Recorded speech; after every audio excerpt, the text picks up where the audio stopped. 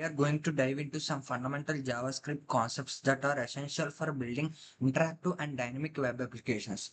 We will explore variables to store data and arrays to manage list of items and functions to encapsulate reusable code and objects to group related data and functionalities. By this we will have a solid understanding of these core concepts, which will be invaluable as you develop your programming skills. Okay, let us see variables. ఇప్పుడు మనం ఇక్కడ variables చూస్తుంటే name, age, ఈ student అని 3 variables ఉన్నాయి. Name అనేది లోనే store చేసాం, ఏజ్ అనేది కాన్స్టెంట్ లో స్టోర్ చేసాం, ఈ స్టూడెంట్ అనేది వేర్ లో స్టోర్ చేసాం. లెట్ అంటే మనం చేంజ్ చేసుకోవచ్చు, కాన్స్టెంట్ అంటే అసలు చేంజ్ చేయడం కావదు, వేరియబుల్ అంటే ఎప్పుడైనా చేంజ్ చేసుకోవచ్చు. ఇప్పుడు మనం వీటిని ప్రింట్ చేయడానికి ట్రై చేసామంటే ఇది ఎలా ప్రింట్ చేస్తామంటే console.log అనే కీవర్డ్ వాడి ఆ యొక్క వేరియబుల్స్ అనేది parentheses లో పాస్ చేయాలి. అప్పుడు ఏంటంటే ఇలాగా జాన్ 25 ట్రూ అన్నట్టు ప్రింట్ అవుతుంది. ఇంకొక ఎగ్జాంపుల్ తీసుకున్నామంటే సిటీలో న్యూయార్క్ పై అనేది ఒక కాన్స్టెంట్ కాబట్టి కాన్స్టెంట్ డేటా టైప్ లో స్టోర్ చేస్తున్నాం. ఈజ్ యాక్టివ్ అనేది ఒక వేర్ లో స్టోర్ చేసాం. ఇప్పుడు వీటిని ఎప్పుడైతే మనం ప్రింట్ చేయడానికి ట్రై చేస్తామో ఇలా ప్రింట్ అవుతాయి. నెక్స్ట్ ఇప్పుడు మనం అరేస్ ని చూసినట్టయితే these are also called as ordered collection of values. మనకి ఇక్కడ 2 టైప్స్ ఆఫ్ అరేస్ ఉంటాయి, సింగిల్ డైమెన్షనల్ అరే అలాగే మల్టీ డైమెన్షనల్ అరే అని ఉంటాయి. ఇక్కడ మనం ఒకసారి ఎగ్జాంపుల్ గా చూసుకున్నామంటే దీన్నే మనం సింగిల్ డైమెన్షనల్ అరే అని కూడా అంటాము. ఇప్పుడు మన ఈ ఎగ్జాంపుల్ లో యాపిల్, బనానా, ఆరెంజ్ అని ఒక 3 వాల్యూస్ తీసుకున్నాము. దాన్ని ఒక లెట్ అనే డేటా టైప్ లోని స్టోర్ చేసుకున్నాం. ఇప్పుడు మనం ఇందులోని బనానాని యాక్సెస్ చేయాలి అంటే దీని యొక్క ఇండెక్స్ అనేది 1. సో మనం ఈ యొక్క వేరియబుల్ యొక్క నేమ్ పెట్టి ఆఫ్ 1 అని పెడితే ఈ బనానా అనేది యాక్సెస్ అవుతుంది. అది చూస్తున్నారుగా. నెక్స్ట్ ఇప్పుడు అలాగా ఇంకొక ఎగ్జాంపుల్ లోనే నెంబర్స్ అనే ఒక అరే తీసుకున్నా. దాంట్లోనే నాకు థర్డ్ ఇండెక్స్ దగ్గర నెంబర్ ఏముంది, 40 ఉంది, అది ఇక్కడ యాక్సెస్ అవుతుంది. అలాగే ఇప్పుడు మల్టీ డైమెన్షన్ అరే గురించి మాట్లాడుకున్నట్టయితే అండ్ ఇక్కడ మీకు ఇంకో పాయింట్ కూడా ఉంటుంది, మిక్స్డ్ అరే. అంటే మనకు మామూలు జేఎస్ లోని ఒక అరే అనేది ఏ టైప్ ఆఫ్ డేటా అని కూడా చూడదు. అంటే మనం ఏ డేటా టైప్ అయినా ఒక అరేలోని మనం పెట్టుకోవచ్చు. అలాగే ఒక అరే లోపల ఇంకో అరే ఉండడాన్ని మనం మల్టీ డైమెన్షనల్ అరే అంటాం. ఇప్పుడు ఇక్కడ మిక్స్డ్ అరే ఆఫ్ 2 అంటే ట్రూ అని ప్రింట్ అవుతుంది. చూస్తున్నారుగా ఇవ్వండి. నెక్స్ట్ ఇప్పుడు మనం ఫంక్షన్స్ గురించి మాట్లాడితే a function is a block of code which is used to perform a specific task. And మనకి ఇక్కడ 2 టైప్స్ ఆఫ్ ఫంక్షన్స్ ఉంటాయి. ఒకటి నార్మల్ ఫంక్షన్ అంటాం, ఇంకోటి యారో ఫంక్షన్ అంటాం. నార్మల్ ఫంక్షన్స్ ఏ ఫంక్షన్ కైనా నార్మల్ గా మనకు ఉండే సింటాక్స్ ఎలాగంటే function declaration and function call and ఈ మొత్తాన్ని మనం ఫంక్షన్ ఎక్స్ప్రెషన్ అంటాం. ఇప్పుడు మనం నార్మల్ ఫంక్షన్ కీవర్డ్ తో స్టార్ట్ చేసి మన యొక్క ఫంక్షన్ యొక్క నేమ్ అండ్ మన పారామీటర్ ఇక్కడ మనం ఏ ఫంక్షన్ కైనా రిటర్న్ చేయాలి. ఇప్పుడు ఇక్కడ హలో ఆ యొక్క పారామీటర్ నేమ్ అనే రిటర్న్ చేస్తాం. ఇప్పుడు ఫంక్షన్ కాల్ చేసే విధానం ఇది. console.log ఈ యొక్క ఫంక్షన్ నేమ్ లోని పారామీటర్స్ పంపుతాం. ఇప్పుడు దీనికి అవుట్పుట్ ఏదండి ఇలాగ వస్తుంది.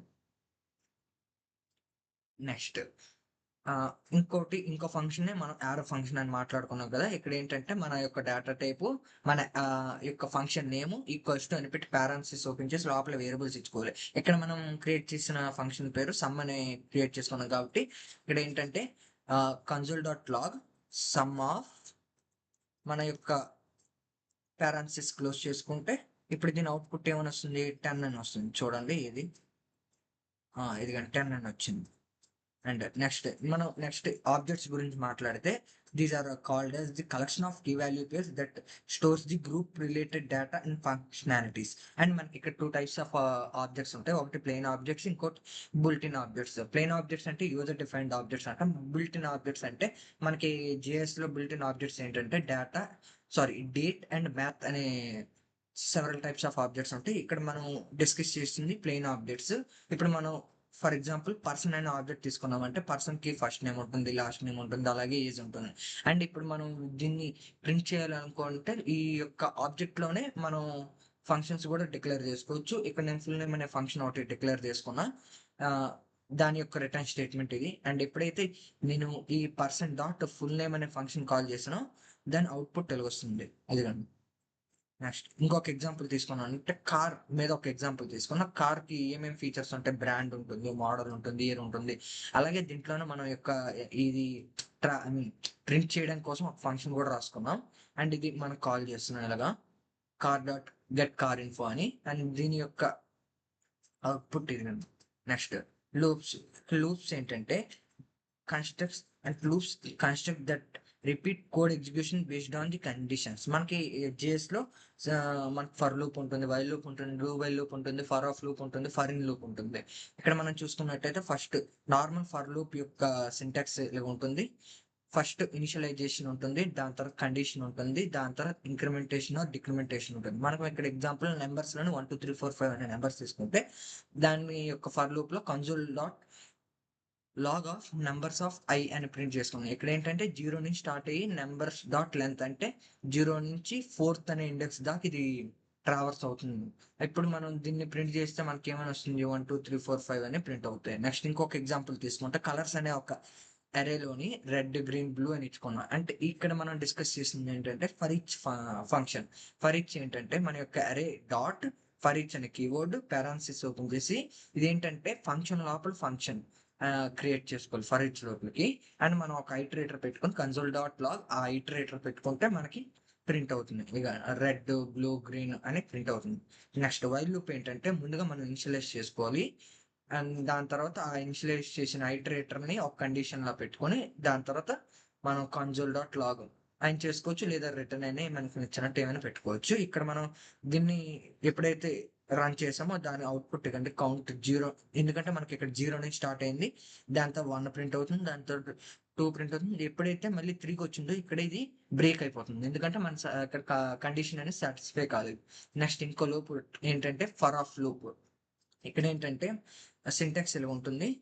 ఫర్ లెట్ అనే ఒక డేటా టైప్ అండ్ ఆఫ్ అనే కీవర్డ్ వాడాలి. ఇది మన ఐటరేటర్, ఇది మన అరే. ఇక్కడ మన ఐటరేటర్ని ప్రింట్ చేసుకోవచ్చు. మనం దీని అవుట్పుట్ చూస్తే నార్మల్ యాజ్ ఇట్ ఒక నార్మల్ ఫర్ లూప్ యొక్క అవుట్పుట్ ఉంటుంది. నెక్స్ట్ ఇక్కడ ఫర్ ఇన్ లూప్ ఏంటంటే లెట్ అనే కీవర్డ్ వాడాలి, ఆఫ్ బదులు ఇన్ వాడాలి. అండ్ ఇక్కడ మనం కలర్స్ అనే అరేలోని మనం ఎలిమెంట్స్ ని యాక్సెస్ చేయాలంటే కలర్స్ డాట్ ఎట్ కలర్ అని ప్రింట్ చేయాలి. నార్మల్ గా మనం ఏం చేస్తాం, ఐటరేటర్ ని ఇక్కడ కూడా పెట్టేస్తాం, కానీ ఇక్కడ ఐటరేటర్ ని పెడితే ఇప్పుడు చూసామంటే ఇప్పుడు సపోజ్ ఇక్కడ నా ఐటరేట్ కలర్ COLOR కలర్ అని ప్రింట్ చేస్తే నాకు ఇక్కడ అవుట్పుట్స్ ఏమొచ్చి 0 1 2. అంటే దీని అర్థం ఏంటి, ఒక ఐటరేటర్ పెడితే మనకి ఇక్కడ అవుట్పుట్ లో వచ్చేది ఏంటంటే వాటి ఇండెక్సెస్. అదే నాకు ఇండెక్సెస్ కాదు, ఆ యొక్క కలర్స్ అనే అరేలో ఉన్న వాల్యూస్ కావాలి అంటే మనకి ఆ యొక్క అరే డాట్ ఎట్ అనే కీవర్డ్ వాడి మన ఐటరేటర్ పెట్టుకోవాలి. ఎలాగా మనకి JS లో మనకి variables, loops, data types and objects అనే కాన్సెప్ట్స్ ఉంటాయి. And thanks for watching.